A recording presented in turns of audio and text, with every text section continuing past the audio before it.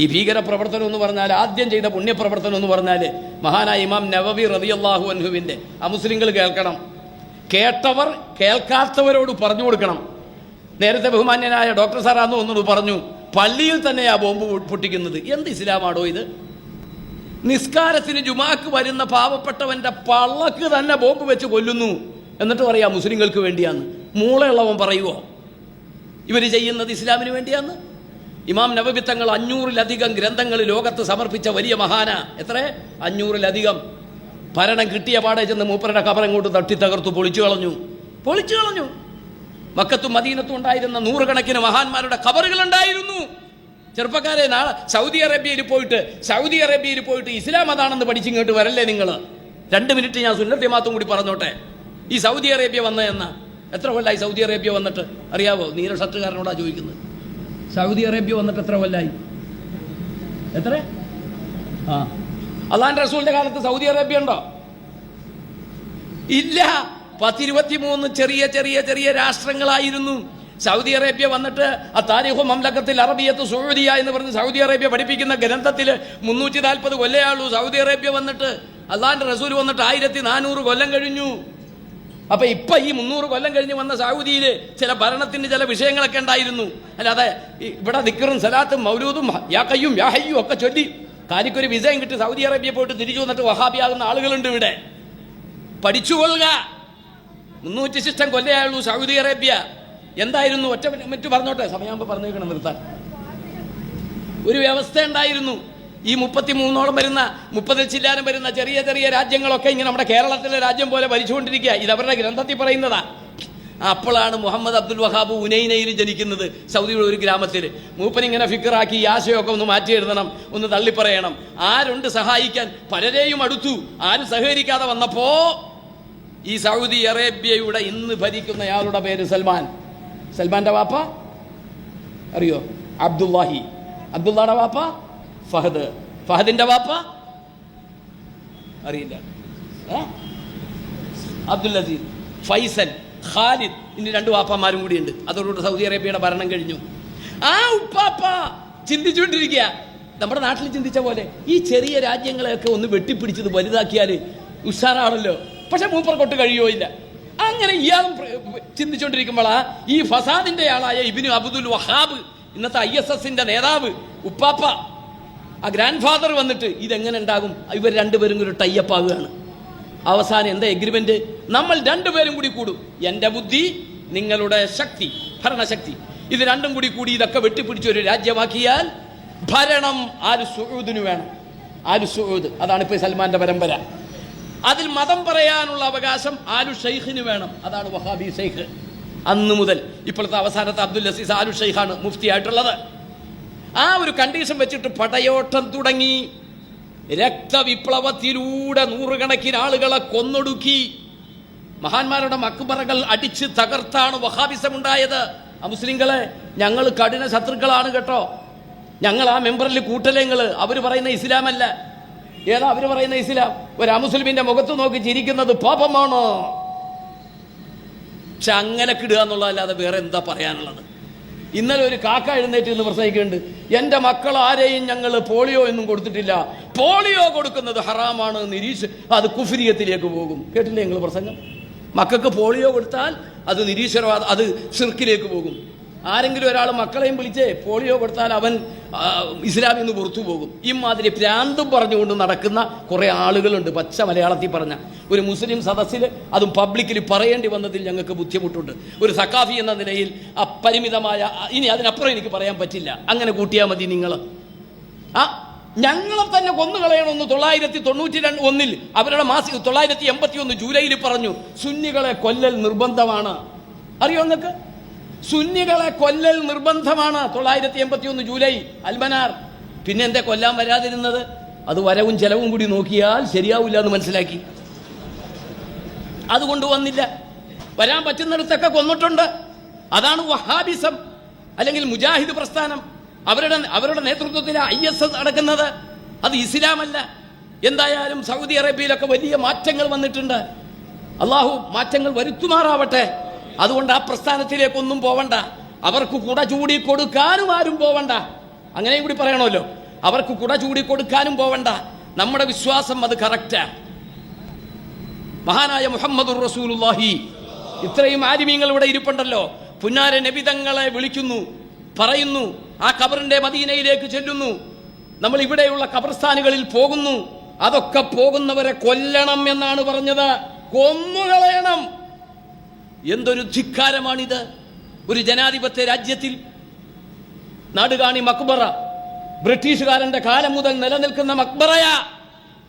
ഒന്നിലധികം പ്രാവശ്യം മക്ബറ പൊളിച്ചു കളഞ്ഞു. എന്ത് ഭ്രാന്താന്ന ഇതിനൊക്കെ പറയുക? എന്തേ മക്ബറയുടെ അടുത്ത്?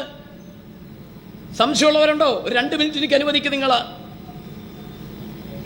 മഹാനായ മുഹമ്മദുർ റസൂലുള്ളാഹി തങ്ങളവരുടെ അടുത്തേക്ക് വരുന്നു, ഖബറിങ്കലേക്ക്. പഠിച്ചുകൊള്ളണം ആശയം. ഖബറിങ്കലേക്ക് ജാഅ റജുലുൻ ഇലാ ഖബറിൻ നബിയ്യി, ഇലാ ഖബറിൻ നബിയ്യി. തങ്ങളവരുടെ ഖബറിന്റെ അടുത്തേക്ക് ഒരാൾ വന്നു.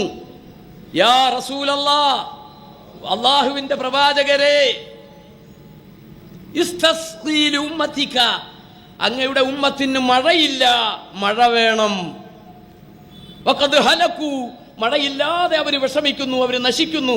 അവരുടെ മൃഗങ്ങള്, കൃഷിസ്ഥലങ്ങള്, കിണറുകള് വെള്ളമില്ലാതെ വിഷമിക്കുകയാണ്. നബിയെ, മഴ വേണം. എങ്ങോട്ടാ വന്നത്? ഖബറിന്റെ അടുത്തേക്ക്.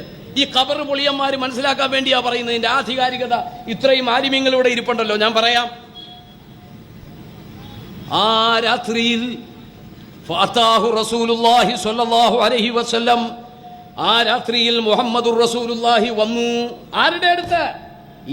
ഈ ആളുടെ അടുത്ത് വന്നു. എന്നിട്ട് പറഞ്ഞു, ഇത്തി ഉമർ, ഉമറിന്റെ അടുത്ത് നീ പോണം. ഉമറിന്റെ ഭരണകാലത്താണ് ഈ സംഭവം. റസൂലുള്ള ഖബറില, ഉമറിന്റെ അടുത്ത് പോണം. ഫഖറഹു മിന്നിസ്സലാം, എന്റെ അസ്സലാമു അലൈക്കും ഉമറിനോട് പറയണം. എന്നിട്ട് പറയണം, ഫഇന്നഹും മുസ്ഖഊൻ, അവർക്ക് മഴ ഉണ്ട്, ഉടനെ മഴ കിട്ടുമെന്ന സന്തോഷ വാർത്ത അങ്ങ് പറഞ്ഞോ. മഴ എന്ന് പറയുന്നത് ഖബറിങ്കൽ പോയി ചോദിക്കാൻ പറ്റുന്ന കാര്യമാണോ മുസ്ലിയാരെ? അതുകൊണ്ടാ സുന്നികളെ കൊല്ലണമെന്ന് പറഞ്ഞത്. പറ്റും. ഞാൻ ഈ പറഞ്ഞ സംഭവം ആരൊക്കെ റിപ്പോർട്ട് ചെയ്തേക്കുന്നത് ഒന്ന് ശ്രദ്ധിച്ചോ. ആരൊക്കെ റിപ്പോർട്ട് ചെയ്ത ഒരു കള്ളക്കഥയല്ല. ഇവിടെ ഒന്ന് പഠിച്ചോ. റസൂലുള്ളാഹി ഖബറിൽ കിടക്കുന്നെങ്കിലും പുനാര നബിതങ്ങൾക്ക് ഒരു വിരൽ അനക്കണമെങ്കിൽ ആര് കഴിവ് കൊടുക്കണമെന്ന മുസ്ലിമിന്റെ വിശ്വാസം? അല്ലാഹു കഴിവ് കൊടുക്കണം. ആ റബ്ബിന്റെ കഴിവില്ലാതെ ഒരു വിരൽ പോലും അണക്കാൻ അള്ളാന്റെ റസൂലിന് കഴിയില്ല. പക്ഷേ അള്ളാഹുവിനോട് ചോദിച്ചാൽ അത് തരാൻ സാധ്യത റസൂലുള്ളാഹിക്കാണ്. അതുകൊണ്ടാണ് ഇദ്ദേഹം ഖബറിന്റെ അടുത്ത് ചെന്നത്. ഈ ഹദീസ് സ്വഹീഹാണ്, സത്യസന്ധമാണെന്ന് പറഞ്ഞു. ആരാ പറഞ്ഞത്? ഒന്നാമതായി പറഞ്ഞത് ഇബ്നു അബീ ശൈബ അവിടുത്തെ മുസന്നഫില്. ഇബ്നു അബീ ശൈബ അവിടുത്തെ മുസന്നഫില്. ആരാ ഇബ്നു അബീ ശൈബ? നമുക്കൊക്കെ കേട്ടു പരിചയമുള്ള മഹാനായ ഇമാം ബുഖാരി തങ്ങളുടെ ഉസ്താദ്. രണ്ടാമത് ഇത് സഹീഹ എന്ന് പറഞ്ഞ ആളാരാ? ബഹുമാനപ്പെട്ട ഇബ്നു ഹജറുൽ അസ്ഖലാനി റളിയല്ലാഹു അൻഹു. ഫത്ഹുൽ ബാരി എന്ന വിശുദ്ധമായ സ്വഹീഹുൽ ബുഖാരിക്ക് വിശദീകരണം എഴുതിയ ഇബ്നു ഹജറുൽ അസ്ഖലാനിയാണ് പറഞ്ഞത് ഇത് സത്യസന്ധമാണ്, ഇതിന്റെ പരമ്പര സത്യസന്ധമാണ്. മൂന്നാമത്തെ ഒരാളെ കേൾക്കണോ? ഇബ്നു തീമിയ റളിയല്ലാഹു അൻഹു ഒന്നും പറയണ്ട, ആരും ചിലപ്പോൾ പറഞ്ഞു പോകും. ഇബ്നു തീമിയ അദ്ദേഹത്തിന്റെ ഇഖ്തിലാഉ സിറാത്തുൽ മുസ്തഖീമിൽ പറയുന്നു, ഈ സംഭവം വിഷമം വരുമ്പോ ഖബറിന്റെ അടുത്ത് പോയിക്കോ, ഈ സംഭവം ശരിയാണ്. ഇഖ്തിലാഉ സിറാത്തുൽ മുസ്തഖീമിൽ ഇബ്നു തീമിയ. നാലാമതായി ഇത് പറഞ്ഞത് ഇബ്നു തീമിയയുടെ ശിഷ്യനുണ്ട്. ആരാണ് ആ ശിഷ്യൻ? ഇബ്നു കസീർ. ഉസ്താദ്മാർക്ക് അറിയാൻ തഫ്സീറുകളുണ്ട്. ഇബ്നു കസീർ പറഞ്ഞു, ഹാദാ ഹദീസുൻ സഹീഹുൻ ജയ്യിദുൻ, ഉറച്ചതാണ്. പാമ്പൻ പാലത്തിന്റെ സ്ട്രോങ് ആണ് അതിന്റെ പരമ്പരക്ക്, ഉറച്ചു വിശ്വസിച്ചോ ഇബ്നു കസീർ. പിന്നെ ഇമാം ബുഖാരി തങ്ങൾ അവിടുത്തെ താരീഖിൽ പറഞ്ഞിട്ടുണ്ട്. അതേപോലെ തന്നെ ഇബ്നു അബീ ശൈബ റളിയല്ലാഹു തആല അൻഹു ഉദ്ധരിച്ചിട്ടുണ്ട്. ദലായിലുൻ നുബുവയിൽ ഉദ്ധരിച്ചിട്ടുണ്ട്. ഇമാം സുബുക്കി റളിയല്ലാഹു അൻഹു പറഞ്ഞിട്ടുണ്ട്. ഇമാം സുയൂത്ത് റളിയല്ലാഹു അൻഹു പറഞ്ഞിട്ടുണ്ട്. ഇബ്നു ഹജറുൽ ഹൈത്തമി പറഞ്ഞിട്ടുണ്ട്. നേരത്തെ പറഞ്ഞ ഇബ്നു അസ്ഖലാനിയ. സമയക്കുറവുകൊണ്ട് അതിന്റെ കിതാബിന്റെ പേരൊന്നും പറയാൻ സമയമില്ല. ഇത്രയും ആധികാരികതയുള്ള ഒരു വിഷയത്തിലാ ഖബറിന്റെ അടുത്ത് പോകുന്ന സുന്നികളെയൊക്കെ കൊന്നുകളയണം വഹാബികൾ പറഞ്ഞത്. അള്ളാഹു നമ്മളെയൊക്കെ കാത്തുരക്ഷിക്കട്ടെ. അതുകൊണ്ട് അതൊന്നുമല്ല ഇസ്ലാം. പരമ്പരാഗതമായ നമ്മുടെ കാന്തപുരം ഉസ്താദൊക്കെ നേതൃത്വം കൊടുക്കുന്ന ഏതെങ്കിലും ഒരു IS-ന്റെ ആളെ പിടിച്ചിട്ടുണ്ടോ? ആ മുസ്ലിങ്ങളോടാ ഞാൻ ചോദിക്കുന്നത്. ഒരു IS-ന്റെ ഒരാളെ ഇല്ല, അബദൻ ഉണ്ടാവില്ല. നേതൃത്വം അങ്ങനെയാണ് ഇസ്ലാം, അങ്ങനെയാണ് ഇസ്ലാം എന്ന് പഠിപ്പിക്കുന്നത്. അതുകൊണ്ട് അതാണ് ഇസ്ലാം എന്ന് ഉൾക്കൊള്ളുക. രണ്ടാമത് മറ്റൊരു വിഭാഗം ഇവിടെ പറയുന്നുണ്ട്, നിങ്ങളൊക്കെ ഇങ്ങോട്ട് പോര്. അതും കൂടി പറഞ്ഞ് നമുക്ക് അവസാനിപ്പിക്കാം. മുസ്ലിങ്ങളാണല്ലോ, നിങ്ങൾ ഇങ്ങോട്ട് പോര്, നമുക്ക് അംഗസംഖ്യ കൂട്ടണം. ആസാം, ഭിവണ്ടി, ജാംഷഡ്പൂർ, മുറാദാബാദ്, ബീകാർ ഷരീഫ്, ഭഗൽപൂർ, കാട്ടൂർ, കാശ്മീർ, അങ്ങനെ അങ്ങനെ കുറെ എണ്ണിട്ട് പറഞ്ഞു നമ്മളൊക്കെ ഇങ്ങനെ തമ്മിൽ തല്ലേണ്ടതാ. എടാ, നമ്മളൊക്കെ ഒന്നിച്ച് നിൽക്കേണ്ട സമയമല്ലേ? കേട്ടാൽ എന്താ മധുരം. ഒന്നിച്ച് നിന്നത് കൊണ്ട് രക്ഷപ്പെടുമെന്നാണോ അല്ല പറഞ്ഞത്? ചങ്കത്ത് കൈവച്ചുകൊണ്ട് ചിന്തിച്ചോ, നമ്മൾ സുന്നികളാ. ഇപ്പൊ ചില നേതാക്കളും പറഞ്ഞു ഒന്നിച്ച് നിൽക്കണം. 5-8 പോക്കറ്റും പഞ്ചായത്ത് ഓഫീസുമായിട്ട് നടക്കുന്ന ചില ആളുകൾ പറഞ്ഞില്ലേ, വലിയ വലിയ മുജാഹിദിന്റെ സമ്മേളനത്തിന്റെ അംബാസഡറായിട്ട് വന്നിട്ട് പറയുന്നു എല്ലാവരും ഒന്നിക്കണം. എന്നാ അല്ല പറഞ്ഞത് എന്താണെന്നറിയോ? അള്ളാഹു പറഞ്ഞത് എന്താണെന്നറിയോ? അതും കൂടി പഠിക്കണമല്ലോ. എന്നിട്ട് അത് വെച്ചിട്ട് നമ്മുടെ ജീവിതം മുന്നോട്ട് പോ. അല്ല പറഞ്ഞത് വലഖദ് നസറകുമുല്ലാഹു ബിബദരിൻ വഅൻതും അദില്ല. ബദറിൽ അല്ലാഹു നിങ്ങളെ സഹായിച്ചു, പക്ഷേ നിങ്ങൾ കുറഞ്ഞ ആളുകളെ ഉണ്ടായുള്ളൂ. 1000 പേർ വശത്ത്, ഇപ്പുറത്ത് 313, ഇപ്പുറത്ത് ഉറങ്ങല്ലേ, ഇപ്പുറത്ത് 313. ഇന്ന് റബിയുൽ അവ്വൽ 12.